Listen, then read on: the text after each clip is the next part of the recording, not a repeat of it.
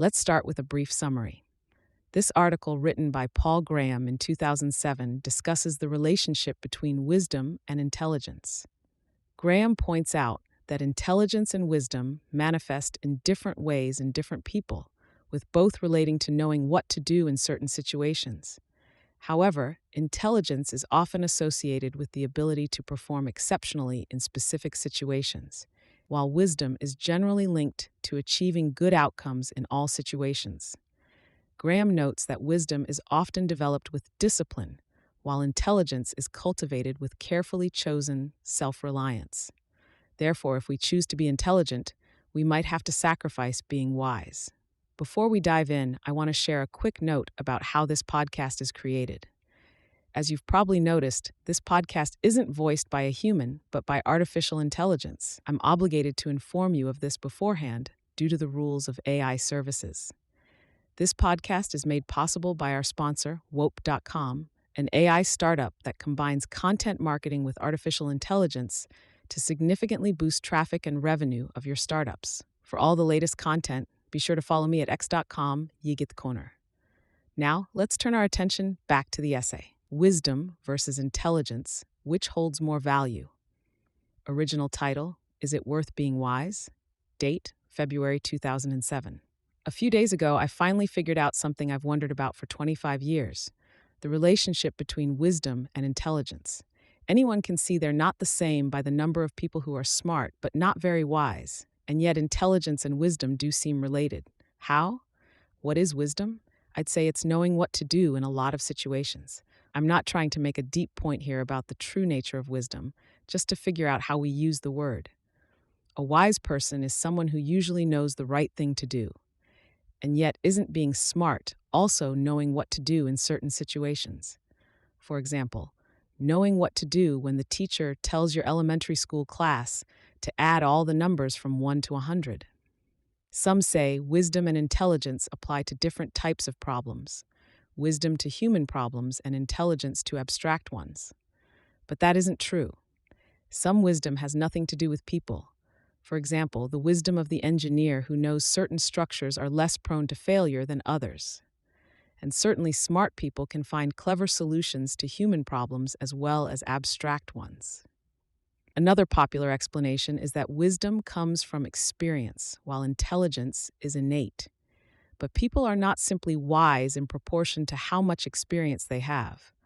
Other things must contribute to wisdom besides experience, and some may be innate, a reflective disposition, for example. Neither of the conventional explanations of the difference between wisdom and intelligence stands up to scrutiny. So what is the difference? If we look at how people use the words wise and smart, what they seem to mean is different shapes of performance. Curve. Wise and smart are both ways of saying someone knows what to do.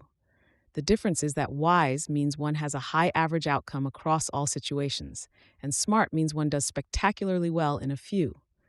That is, if you had a graph in which the x-axis represented situations and the y-axis the outcome, the graph of the wise person would be high overall, and the graph of the smart person would have high peaks. The distinction is similar to the rule that one should judge talent at its best and character at its worst, except you judge intelligence at its best and wisdom by its average. That's how the two are related. They're the two different senses in which the same curve can be high. So a wise person knows what to do in most situations, while a smart person knows what to do in situations where few others could. We need to add one more qualification. We should ignore cases where someone knows what to do because they have inside information. But aside from that, I don't think we can get much more specific without starting to be mistaken. Nor do we need to.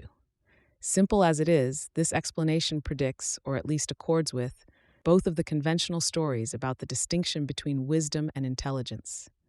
Human problems are the most common type, so being good at solving those is key in achieving a high average outcome. And it seems natural that a high average outcome depends mostly on experience, but that dramatic peaks can only be achieved by people with certain rare, innate qualities. Nearly anyone can learn to be a good swimmer, but to be an Olympic swimmer, you need a certain body type. This explanation also suggests why wisdom is such an elusive concept. There's no such thing. Wise means something, that one is on average good at making the right choice. But giving the name wisdom to the supposed quality that enables one to do that doesn't mean such a thing exists. To the extent wisdom means anything, it refers to a grab bag of qualities as various as self-discipline, experience, and empathy. Likewise, though intelligent means something, we're asking for trouble if we insist on looking for a single thing called intelligence. And whatever its components, they're not all innate. We use the word intelligent as an indication of ability. A smart person can grasp things few others could. It does seem likely there's some inborn predisposition to intelligence and wisdom too, but this predisposition is not itself intelligence. One reason we tend to think of intelligence as inborn is that people trying to measure it have concentrated on the aspects of it that are most measurable. A quality that's inborn will obviously be more convenient to work with than one that's influenced by experience, and thus might vary in the course of a study. The problem comes when we drag the word intelligence over onto what they're measuring.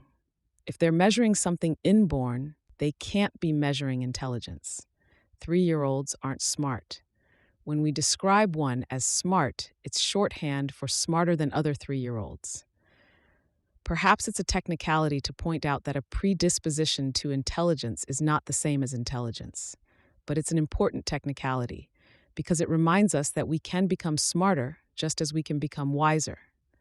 The alarming thing is that we may have to choose between the two. If wisdom and intelligence are the average and peaks of the same curve, then they converge as the number of points on the curve decreases.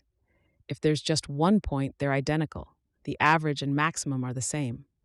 But as the number of points increases, wisdom and intelligence diverge. And historically, the number of points on the curve seems to have been increasing. Our ability is tested in an ever wider range of situations. In the time of Confucius and Socrates, people seem to have regarded wisdom, learning, and intelligence as more closely related than we do. Distinguishing between wise and smart is a modern habit. And the reason we do is that they've been diverging. As knowledge gets more specialized, there are more points on the curve, and the distinction between the spikes and the average becomes sharper, like a digital image rendered with more pixels. One consequence is that some old recipes may have become obsolete. At the very least, we have to go back and figure out if they were really recipes for wisdom or intelligence. But the really striking change as intelligence and wisdom drift apart is that we may have to decide which we prefer. We may not be able to optimize for both simultaneously. Society seems to have voted for intelligence. We no longer admire the sage, not the way people did 2,000 years ago. Now we admire the genius. Because in fact, the distinction we began with has a rather brutal converse. Just as you can be smart without being very wise, you can be wise without being very smart. That doesn't sound especially admirable. That gets you James Bond, who knows what to do in a lot of situations, but has to rely on Q for the ones involving math.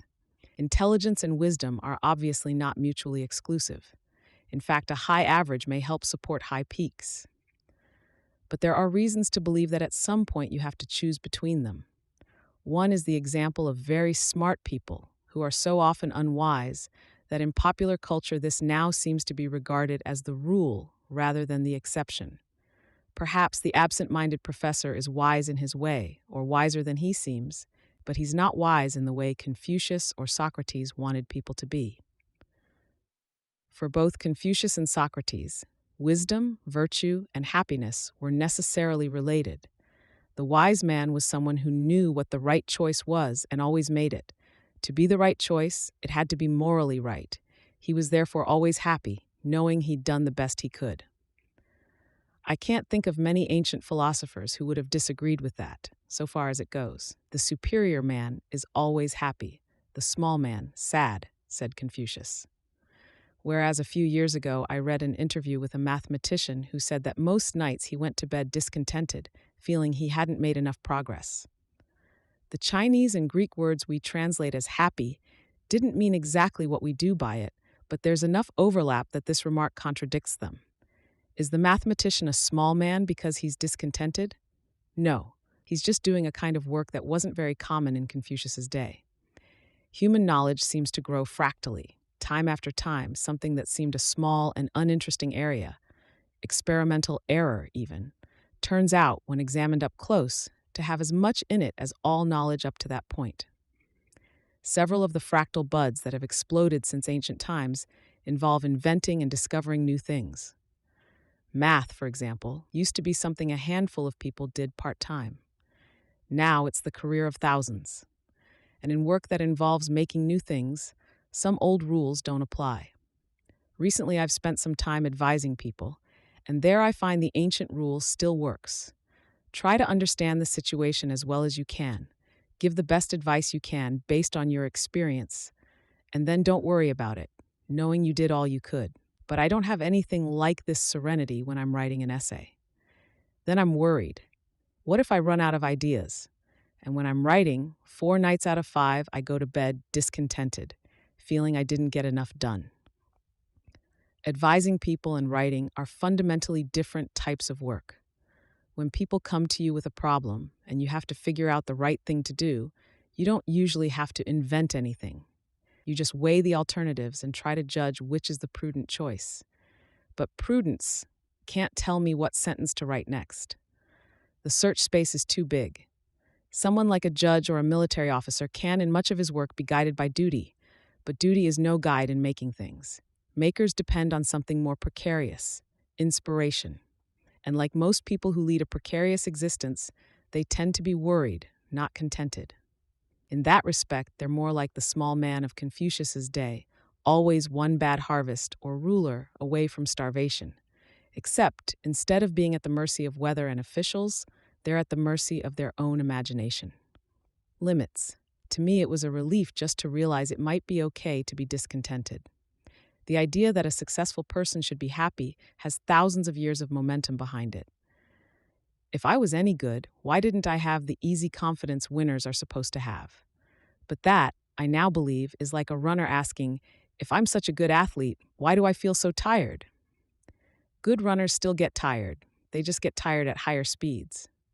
People whose work is to invent or discover things are in the same position as the runner. There's no way for them to do the best they can because there's no limit to what they could do. The closest you can come is to compare yourself to other people, but the better you do, the less this matters. An undergrad who gets something published feels like a star, but for someone at the top of the field, what's the test of doing well? Runners can at least compare themselves to others doing exactly the same thing. If you win an Olympic gold medal, you can be fairly content, even if you think you could have run a bit faster. But what is a novelist to do? Whereas if you're doing the kind of work in which problems are presented to you and you have to choose between several alternatives, there's an upper bound on your performance, choosing the best every time. In ancient societies, nearly all work seems to have been of this type. The peasant had to decide whether a garment was worth mending, and the king whether or not to invade his neighbor, but neither was expected to invent anything. In principle, they could have. The king could have invented firearms, then invaded his neighbor. But in practice, innovations were so rare that they weren't expected of you, any more than goalkeepers are expected to score goals. In practice, it seemed as if there was a correct decision in every situation, and if you made it, you'd done your job perfectly, just as a goalkeeper who prevents the other team from scoring is considered to have played a perfect game. In this world, wisdom seemed paramount. Even now, most people do work in which problems are put before them, and they have to choose the best alternative. But as knowledge has grown more specialized, there are more and more types of work in which people have to make up new things, and in which performance is therefore unbounded. Intelligence has become increasingly important relative to wisdom because there is more room for spikes. Another sign we may have to choose between intelligence and wisdom is how different their recipes are. Wisdom seems to come largely from curing childish qualities, and intelligence largely from cultivating them. Recipes for wisdom, particularly ancient ones, tend to have a remedial character. To achieve wisdom, one must cut away all the debris that fills one's head on emergence from childhood, leaving only the important stuff. Both self control and experience have this effect to eliminate the random biases that come from your own nature and from the circumstances of your upbringing, respectively. That's not all wisdom is, but it's a large part of it. Much of what's in the sage's head is also in the head of every 12-year-old. The difference is that in the head of the 12-year-old, it's mixed together with a lot of random junk. The path to intelligence seems to be through working on hard problems. You develop intelligence as you might develop muscles through exercise. But there can't be too much compulsion here. No amount of discipline can replace genuine curiosity. So cultivating intelligence seems to be a matter of identifying some bias in one's character, some tendency to be interested in certain types of things, and nurturing it. Instead of obliterating your idiosyncrasies in an effort to make yourself a neutral vessel for the truth, you select one and try to grow it from a seedling into a tree. The wise are all much alike in their wisdom, but very smart people tend to be smart in distinctive ways. Most of our educational traditions aim at wisdom. So perhaps one reason schools work badly is that they're trying to make intelligence using recipes for wisdom. Most recipes for wisdom have an element of subjection. At the very least, you're supposed to do what the teacher says. The more extreme recipes aim to break down your individuality the way basic training does. But that's not the route to intelligence. Whereas wisdom comes through humility, it may actually help in cultivating intelligence to have a mistakenly high opinion of your abilities, because that encourages you to keep working, ideally till you realize how mistaken you were. The reason it's hard to learn new skills late in life is not just that one's brain is less malleable. Another, probably even worse obstacle is that one has higher standards. I realize we're on dangerous ground here. I'm not proposing the primary goal of education should be to increase students' self-esteem. That just breeds laziness. And in any case, it doesn't really fool the kids, not the smart ones. They can tell at a young age that a contest where everyone wins is a fraud. A teacher has to walk a narrow path. You want to encourage kids to come up with things on their own, but you can't simply applaud everything they produce. You have to be a good audience, appreciative, but not too easily impressed. And that's a lot of work.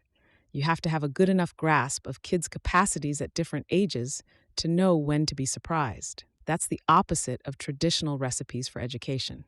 Traditionally, the student is the audience, not the teacher. The student's job is not to invent, but to absorb some prescribed body of material. The use of the term recitation for sections in some colleges is a fossil of this.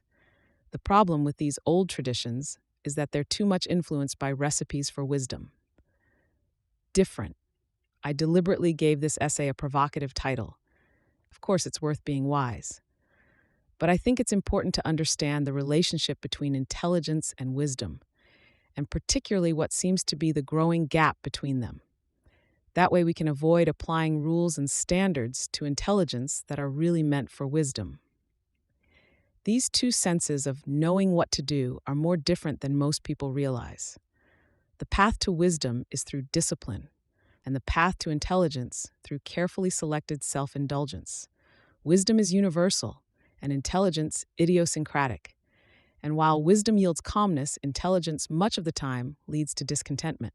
That's particularly worth remembering. A physicist friend recently told me half his department was on Prozac.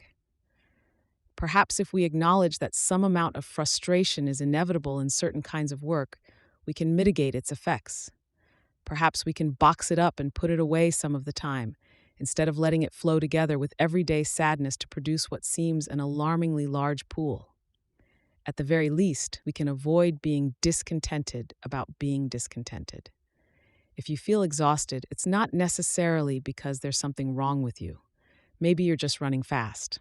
Notes. Gauss was supposedly asked this when he was 10. Instead of laboriously adding together the numbers like the other students, he saw that they consisted of 50 pairs that each summed to 101, 100 plus 1, 99 plus 2, etc., and that he could just multiply 101 by 50 to get the answer, phi 50. A variant is that intelligence is the ability to solve problems, and wisdom the judgment to know how to use those solutions. But while this is certainly an important relationship between wisdom and intelligence, it's not the distinction between them. Wisdom is useful in solving problems too, and intelligence can help in deciding what to do with the solutions. In judging both intelligence and wisdom, we have to factor out some knowledge. People who know the combination of a safe will be better at opening it than people who don't, but no one would say that was a test of intelligence or wisdom. But knowledge overlaps with wisdom and probably also intelligence. A knowledge of human nature is certainly part of wisdom. So, where do we draw the line? Perhaps the solution is to discount knowledge that at some point has a sharp drop in utility. For example, understanding French will help you in a large number of situations, but its value drops sharply as soon as no one else involved knows French, whereas the value of understanding vanity would decline more gradually. The knowledge whose utility drops sharply is the kind that has little relation to other knowledge. This includes mere conventions, like languages and safe combinations, and also what we'd call random facts, like movie stars' birthdays or how to distinguish 1956 from 1957 Studebakers. People seeking some single thing called wisdom have been fooled by grammar. Wisdom is just knowing the right thing to do, and there are 101 different qualities that help in that. Some, like selflessness, might come from meditating in an empty room, and others, like a knowledge of human nature, might come from going to drunken parties. Perhaps realizing this will help dispel the cloud of semi-sacred mystery that surrounds wisdom in so many people's eyes. The mystery comes mostly from looking for something that doesn't exist. And the reason there have historically been so many different schools of thought about how to achieve wisdom is that they've focused on different components of it. When I use the word wisdom in this essay, I mean no more than whatever collection of qualities helps people make the right choice in a wide variety of situations. Even in English, our sense of the word intelligence is surprisingly recent. Predecessors like understanding seem to have had a broader meaning. There is, of course, some uncertainty about how closely the remarks attributed to Confucius and Socrates resemble their actual opinions. I'm using these names as we use the name Homer to mean the hypothetical people who said the things attributed to them. Analects 736, Feng Trans. Some translators use calm instead of happy. One source of difficulty here is that present-day English speakers have a different idea of happiness from many older societies. Every language probably has a word meaning how one feels when things are going well, but different cultures react differently when things go well. We react like children, with smiles and laughter. But in a more reserved society, or in one where life was tougher, the reaction might be a quiet contentment. It may have been Andrew Wiles, but I'm not sure. If anyone remembers such an interview, I'd appreciate hearing from you. Confucius claimed proudly that he had never invented anything, that he had simply passed on an accurate account of ancient traditions. It's hard for us now to appreciate how important a duty it must have been in pre-literate societies to remember and pass on the group's accumulated knowledge. Even in Confucius's time, it still seems to have been the first duty of the scholar. The bias toward wisdom in ancient philosophy may be exaggerated by the fact that in both Greece and China, many of the first philosophers, including Confucius and Plato, saw themselves as teachers of administrators, and so thought disproportionately about such matters. The few people who did invent things, like storytellers, must have seemed an outlying data point that could be ignored. Thanks to Trevor Blackwell, Sarah Harlan, Jessica Livingston, and Robert Morris for reading drafts of this.